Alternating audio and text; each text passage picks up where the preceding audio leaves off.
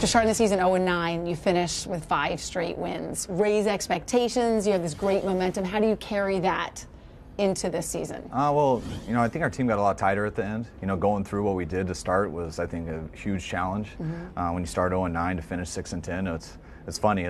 I learned that's the way to get people excited about 6-10 because it seems like we did a lot better because of the way we finished. But our team really believed, and I haven't been on too many teams that haven't been playoff teams to where you go in on a Monday at the end of the year and no one wants to leave. Everyone's kind of hanging around because we got a lot of confidence, but that gives you hype and things like that, but it really doesn't mean much. You got to start over when the group gets back. You got to work to rekindle that. It won't feel the exact same in April that it felt in January.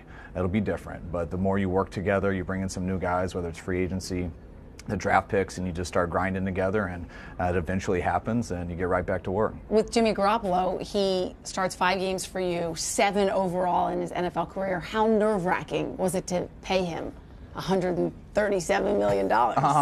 It's not nerve-wracking at all. It just is what it is.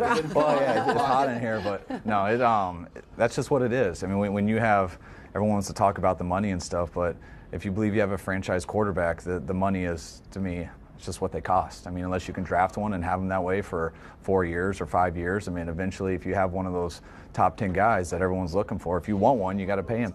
Well, you got him for a second-round pick. That was a pretty good deal, wasn't it? I felt very good about that. Yeah. So at what point, though, Kyle, at what point did you say, boom, end the organization? This is definitely a franchise quarterback. I think it started to happen more towards about the 3rd game for me personally. I knew he was talented like a franchise quarterback, but I personally thought when we got him that it would be impossible for him or for us to come to that conclusion over 5 games, especially with where we were at as a team.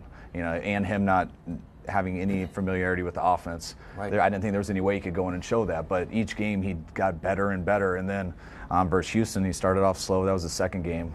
But the way he played for the next 3 quarters, and then he followed that into Tennessee. And it was really after the Tennessee game that you realize, all right, no one gets lucky like this each week. All right, this is who he is, and we're very excited to work with him. Well, it was a different system for him. New language, really, yeah. Right? And what was interesting to me is you had him on the bench watching, and he was suited up, ready to go. He was active, but you weren't playing him. Right. So what was your philosophy? What was your mindset? I'm going to play him when what? When we felt he was ready. And that's it had nothing to do with the other guy's performance? It had to do with that, too. I mean, CJ, we thought was playing very well, and we threw CJ in some positions he wasn't ready for. But he got thrown into it, and he had to. And I was very proud of how CJ, or excited how CJ played. You got a heck of a backup quarterback there, don't you? I know we do, and I think he's going to be a very good player. And he led us to that win versus the Giants. Right. Then we had the bye week. The ideal time was to put Jimmy in after the bye week. But we had just won our first game of the year the week before that. CJ played his best game of the year, and I was going to come back from the bye week and change that. So we're going to see how it kept going. And then as a team, we played really bad the next week. We were 1-10 at the time. And even though we didn't feel Jimmy was quite ready to be put in there, it was time to see, and the team wanted to see. I know our fans did. Everyone wanted to see, and it was time. So I was nervous for him because I knew he wasn't totally ready. He knew it, but he was up for the challenge. He went in, enjoyed it, and got better each week. I'm just so curious, what's the difference in feeling in San Francisco, around the team versus, it was really sort of a tale of 2 halves, right? Yeah. The way you started the season and the way you finished.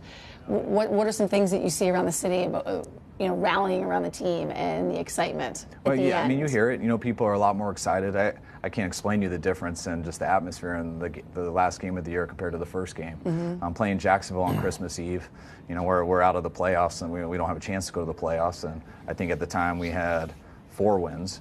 And, it's Christmas Eve, Saturday night. I'm not expecting many people to be there. And that was as loud of a stadium as I've been at. And, I'd heard a lot of things about, the fans don't come to the new stadium, it's different. And no, we just had to start giving them some things to cheer about, and they were unbelievable. And so that second half of the year, you could feel it. Our players felt it, and it was a lot more fun going to that stadium.